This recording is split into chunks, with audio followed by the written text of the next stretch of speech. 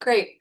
Well, welcome, Alex and Ezra. Thank you so much for your time today. I'm so excited to talk to you guys about Lit Drip, the film that won animated at Altera Festival.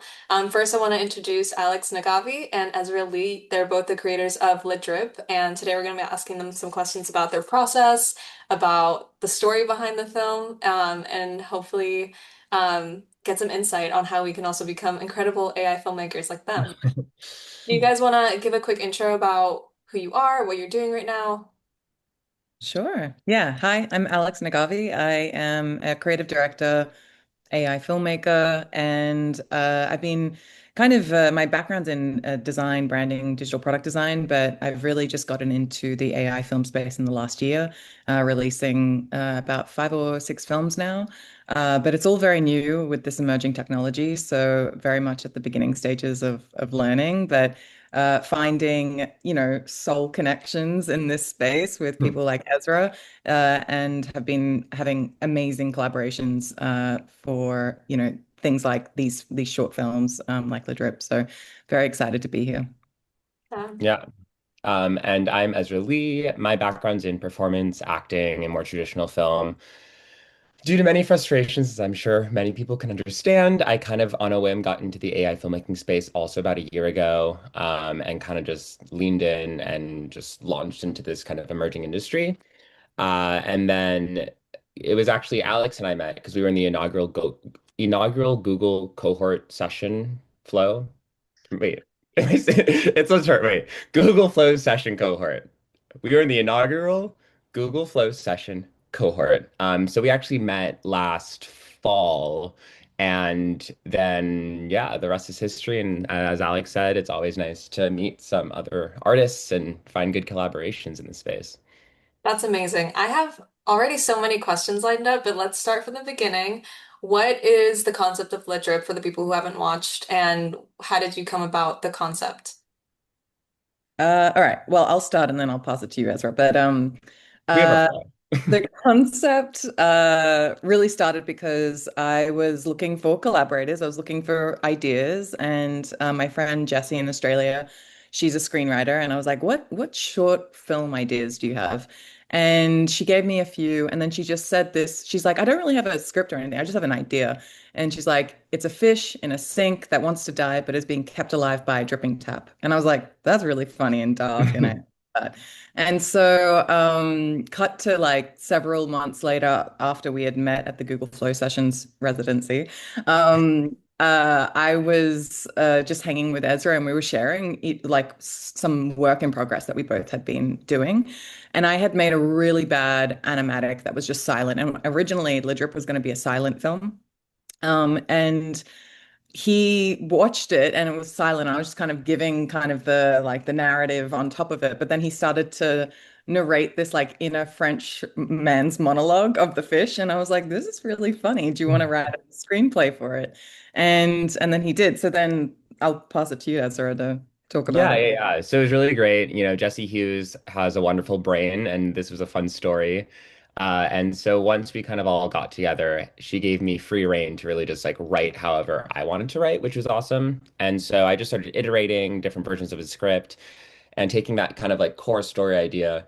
And I think as I write, I'm always kind of like, what am I discovering as I write? And there's like two things that I think happen. One, realizing that for this to work in my head and making this more like philosophical and French and slow and was to show life. And so that's actually one of the first images I had was like we see like the boats in the harbor, we see the city that we're that's in the film.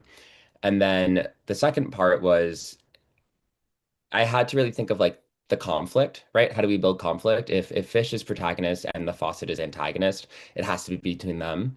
And so what kind of emerged was this question of, God and mortality. And I think it kind of just let the story push itself and kind of figure out the script. I love the film. And so my question for that is, was the script already, Jesse is what the screenwriter's name is, right? Did Jesse already like put the mortality and that protagonist antagonist dynamic in it, or was that more you guys afterwards? Yeah, the only thing that Jesse had was that one like a log line was a Okay. fish kept alive by a drip. Okay. Yeah. And Jesse and I knew early on that because it was just going to be a silent film, it was all about the sound design and then the visuals really telling the story. And so we knew that there was always going to be like the whole thing was around the tap and the fish. That's all we had to work with, especially in the silent film. And the tension between that fish and the tap. But I think what Ezra really brought to the story, because originally when I was thinking about the automatic and the story, we were starting within the kitchen and then showing the fish and then the struggle between the fish and the tap. But Ezra, like you said, started to think about the contrast of the death within the kitchen to the life outside of the house.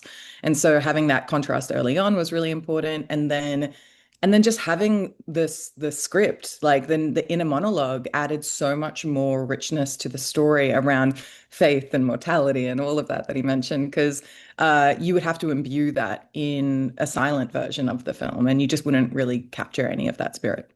Yeah. And so my next question is for Ezra. We have 30 minutes, so sorry if I look like I'm speeding through it. It's just I have so many questions about this film. But That's Ezra, you good. said your background is in performing arts, so you're an actor, I would assume.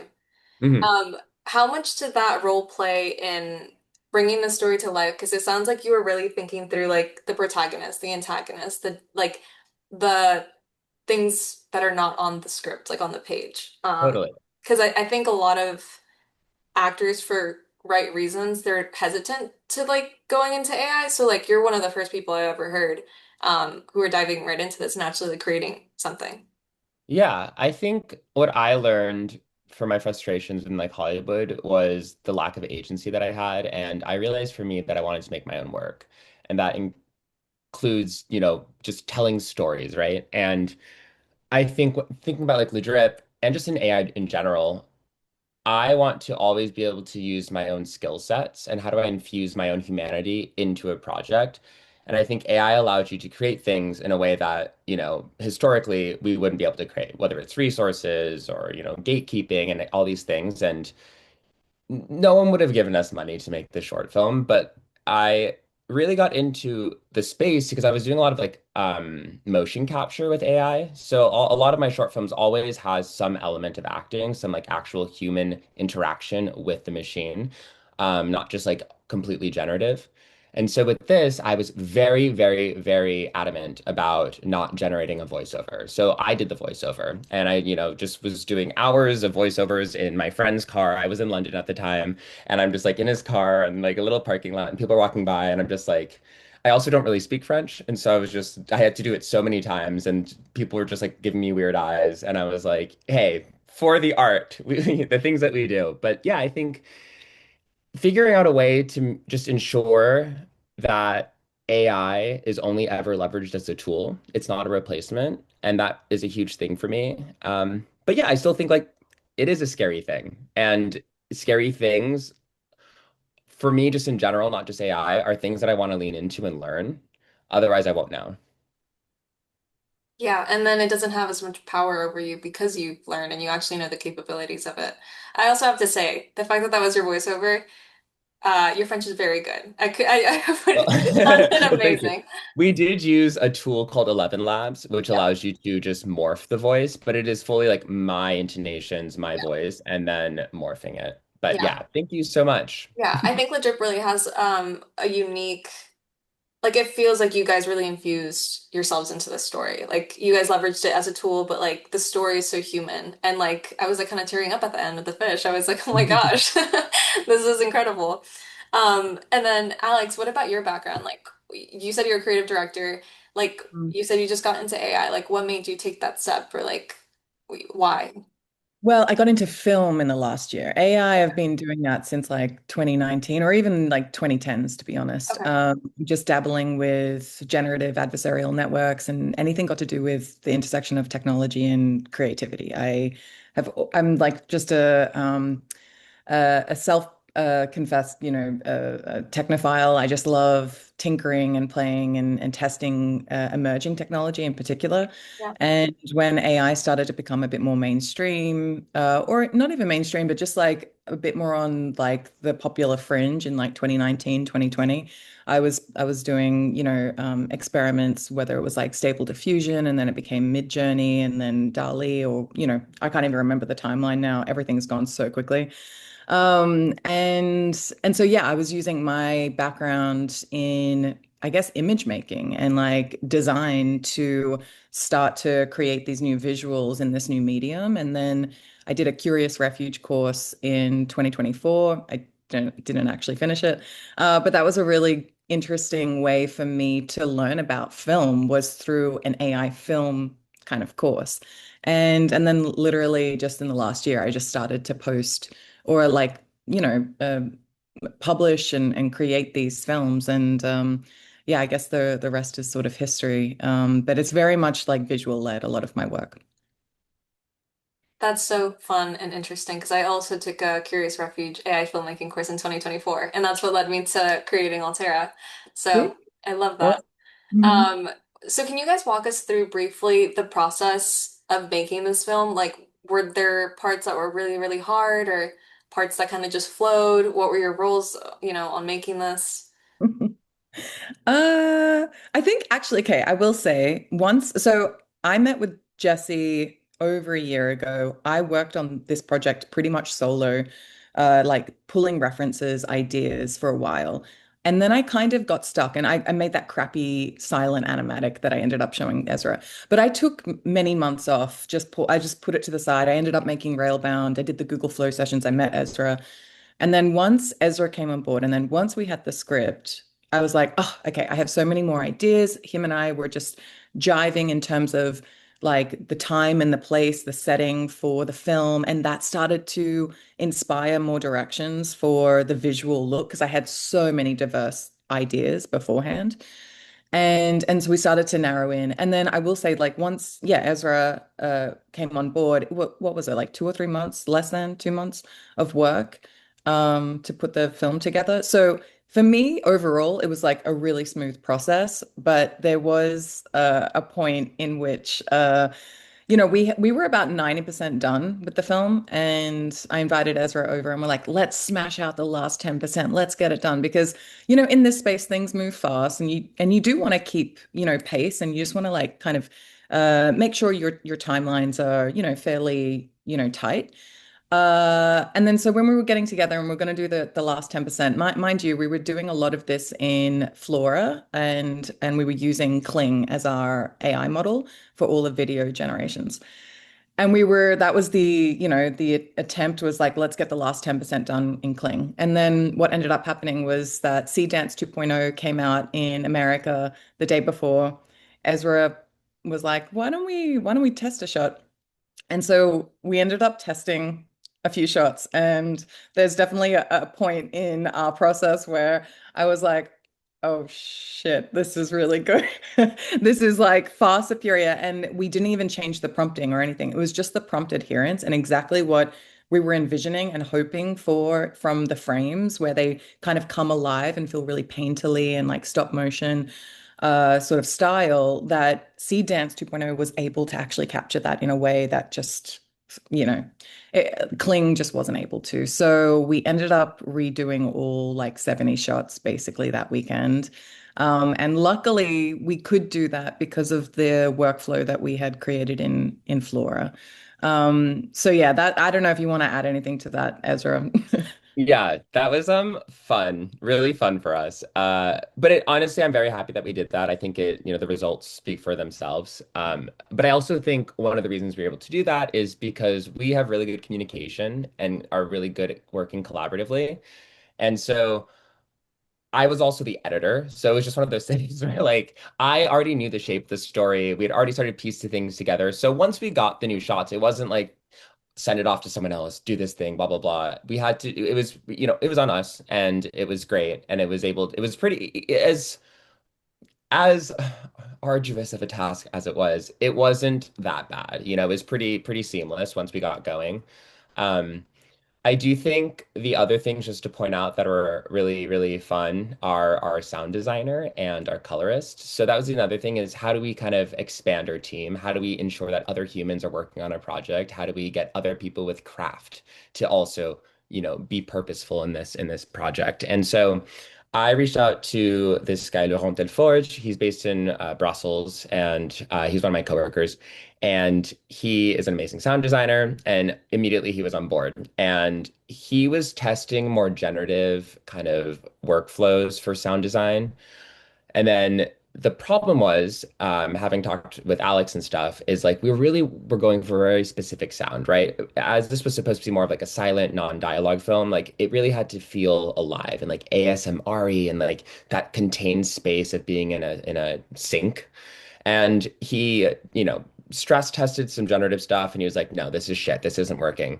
So he ended up calling up his friend Olivier Tis, I believe his last name is, and they ended up doing a live Foley session. So actually a lot of the sound design within the short is Foley, which is just so cool, to have like these like silly little animated fish just have like him in a little workshop like rolling a bike and like hitting sponges at a sink. And so that was really, really awesome.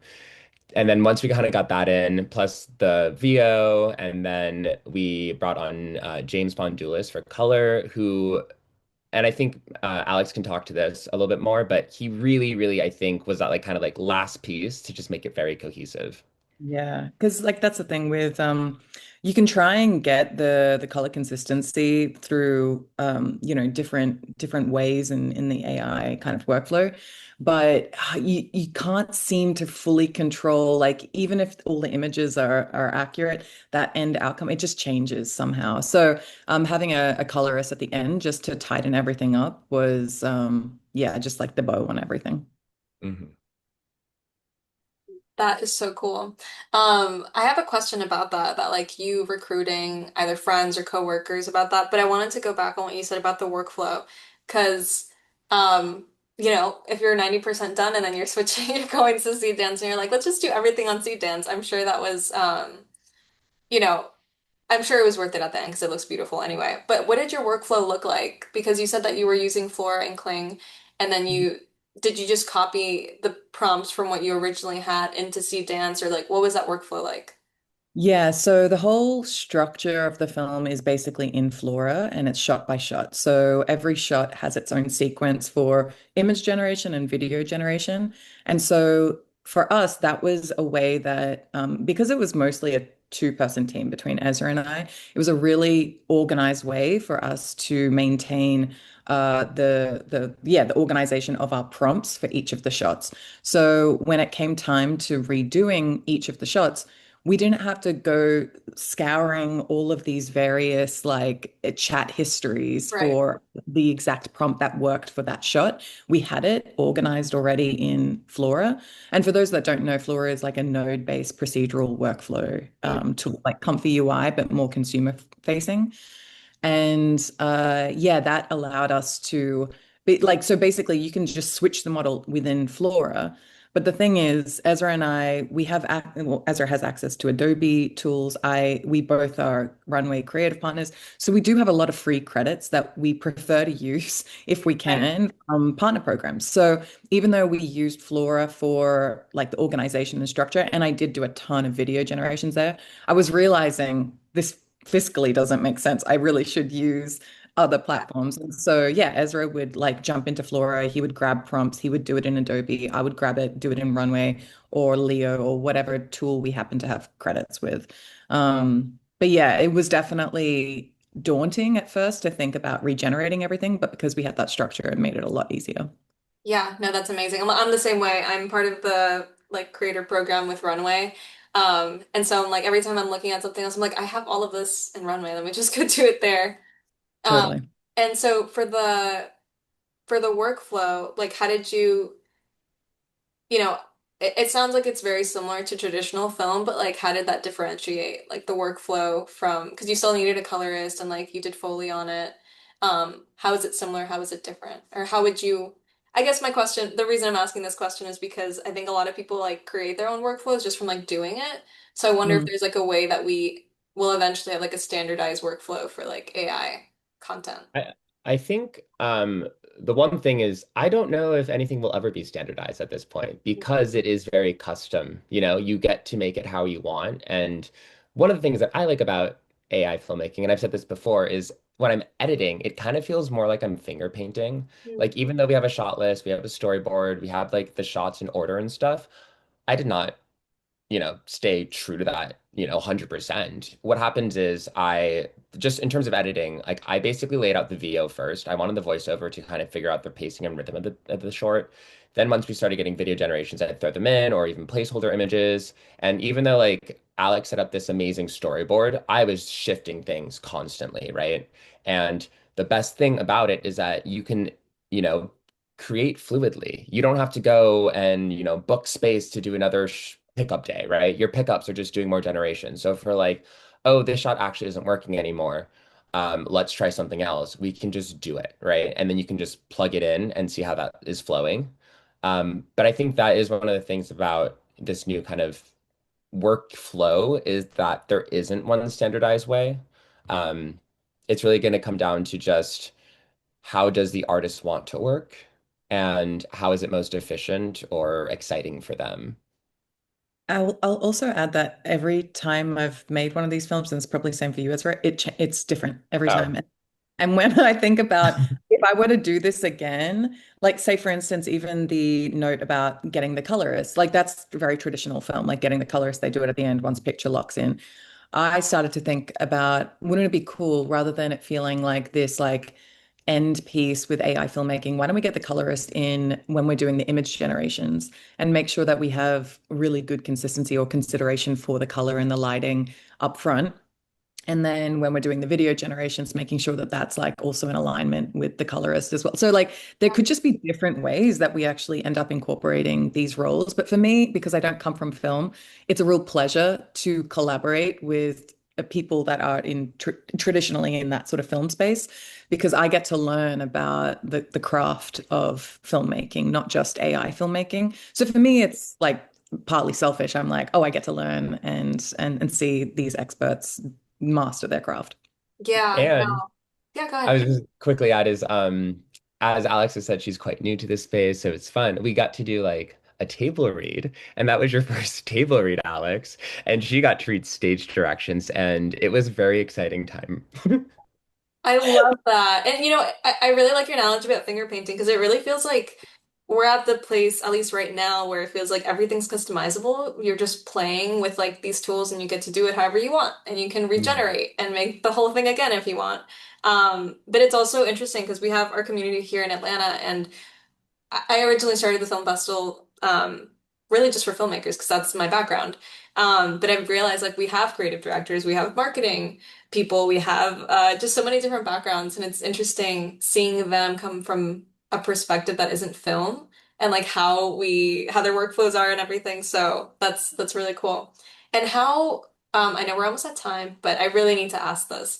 You guys have made amazing films already, and you guys are just going to continue making amazing films as the tools progress. But how are you, that was a great analogy about finger painting, but how are you handling the conversations with people who are against this? Like, what do you typically tell them? Do you not say anything? There's no right or wrong answer, but I'm just curious. Yeah.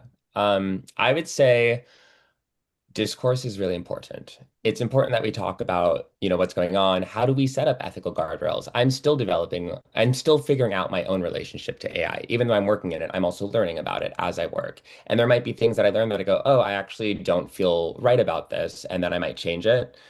My thing mainly is, I mean, we could talk about this for hours, but I would say like, coming from traditional film, coming from, a background that doesn't, I didn't grow up with money. I didn't grow up with XYZ.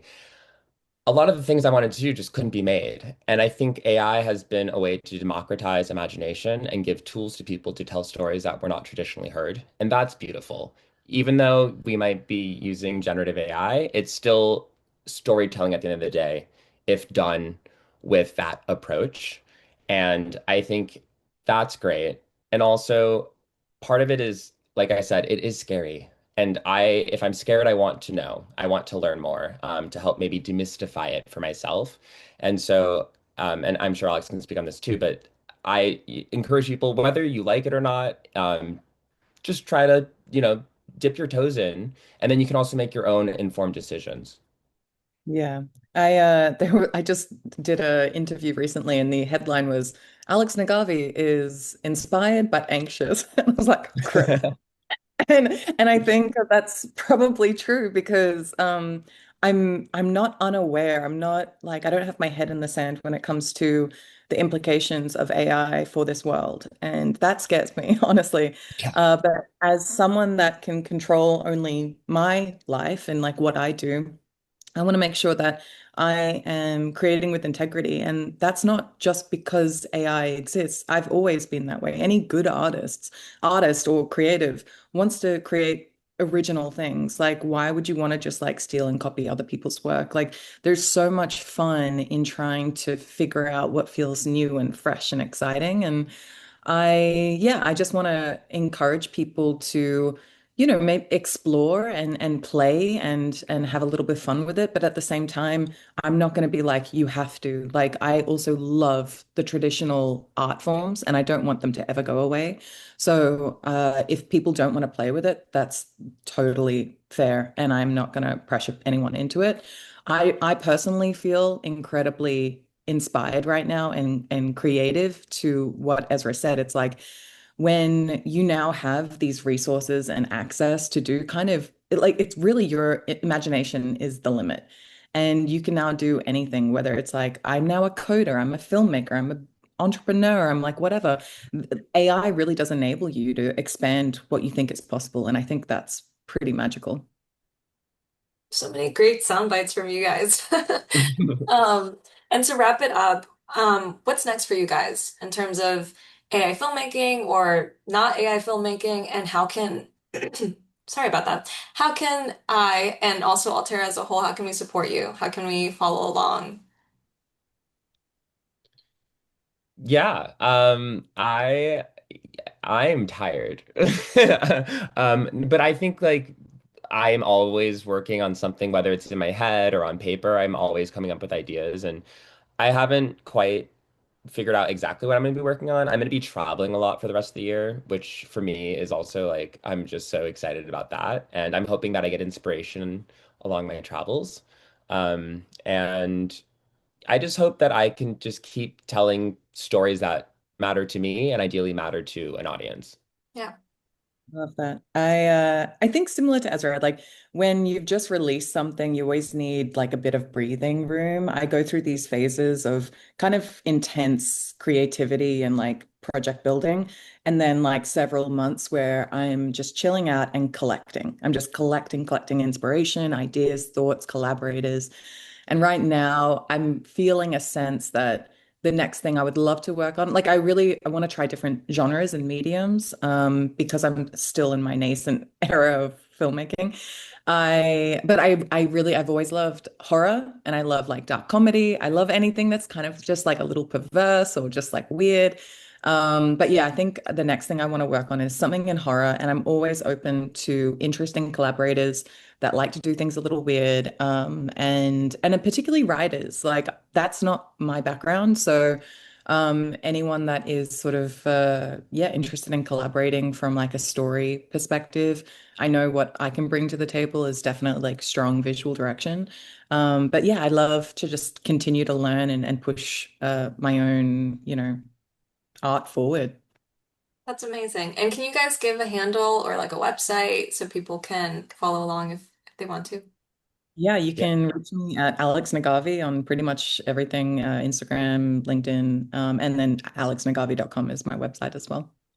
Yeah. And the mine is just Ezra dot Lee Instagram and then Ezra Lee on LinkedIn. Okay, awesome. Is there anything else you guys want to just say for people watching?